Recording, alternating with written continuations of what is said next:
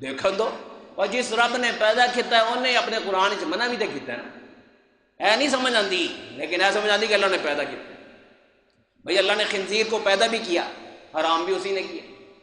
ایسے ہی نامحرم کا حسن اللہ نے پیدا کر کے اس کو حرام کر دیا، بس حرام ہے، لیکن موبائل کے راستے سے سارا کچھ چل رہا۔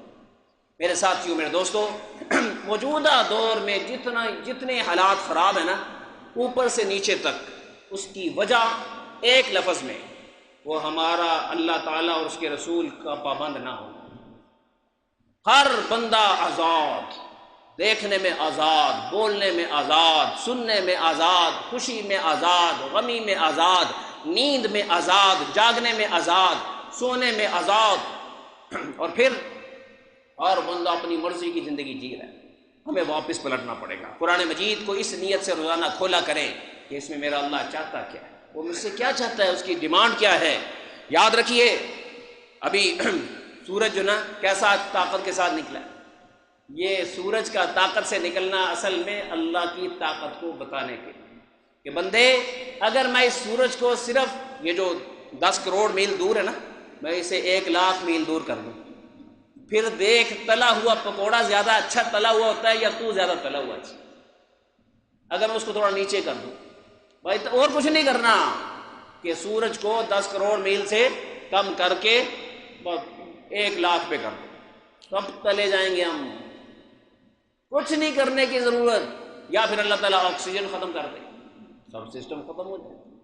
آکسیجن ہے تو زندگی ہے، خوشی ہے، سارا کچھ ہے، لیکن اس اللہ تعالیٰ کو اگنور کرنا، نظر انداز کرنا ٹھیک نہیں ہے۔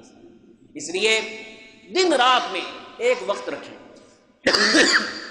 جس میں محاسبہ ہو کہ میں نے کیا کیا آج، کون سا ایسا کام کیا جو میرے اللہ کو پسند آیا، اور کون سا ایسا کام کیا جو میرے اللہ کو پسند نہیں آیا، اس پر میں توبہ کروں، نادم ہو جاؤں، پشیمان ہو جاؤں، شرمسار ہو جاؤں، اور اپنی زندگی میں دوستو آنکھ میں حیا لائیے۔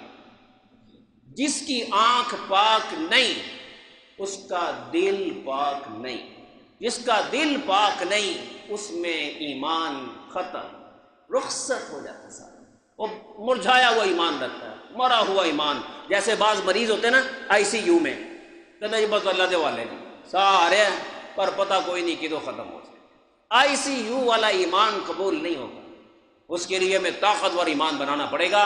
اور اگلی بات بڑی مشکل ہے، وہ کیا؟ ہماری نسلیں آج کل جو تیز اگلی نسل آ رہی ہے نا، ان میں حیا ختم ہو گئی۔ آج میں ہم میں تھوڑا بہت پھر احساس ہو جاتا ہو، لیکن اگلی نسل 100% بے حیا ہو چکی، 100% بے حیا ہو چکی۔ ان کی نظر میں حلال حرام کا تصور بالکل ختم ہو گیا، اور ہمارے پاس ٹائم نہیں۔ ہم کہتے ہیں ہاں جی حاجی صاحب تہاڈا کاروبار کیسا ہے؟ بڑا بہترین ہے۔ ہاں جی تہاڈے بچے نے قرآن کا ترجمہ سیکھا ہے؟ اے ساڈا کام نہیں ہے، ساڈا کام نہیں ہے۔ پوچھیں گے اللہ تعالیٰ، گناہ تیرا بیٹا کرے گا، پٹائی تیری لگے گی۔ کہندا جی میں تو کچھ نہیں کیتا، تو بچے نو سکول دے پیسے دیتے، ٹیوشناں دے پیسے دیتے، اکیڈمیاں دے پیسے دیتے، ناشتیاں دے پیسے دیتے، موبائل دے پیسے دیتے، قرآن واسطے تو ٹیوشن نہیں لا سکتا سی، کوئی تینوں قرآن تیرے بچے نو سکھا دے، نہیں مسجد بھیج دو کسی جگہ۔ اللہ کا قرآن یہ قانون زندگی ہے۔ آپ پاکستان میں رہتے ہوئے آپ کو اگر قوانین کا پتہ ہی نہیں آپ کے بیٹے کو، اور آپ اسے موٹر سائیکل دے دیں، گاڑی دے دیں، تو اس پر معافی نہیں ملے گی کہ اس نے قانون نہیں پڑھا ہو۔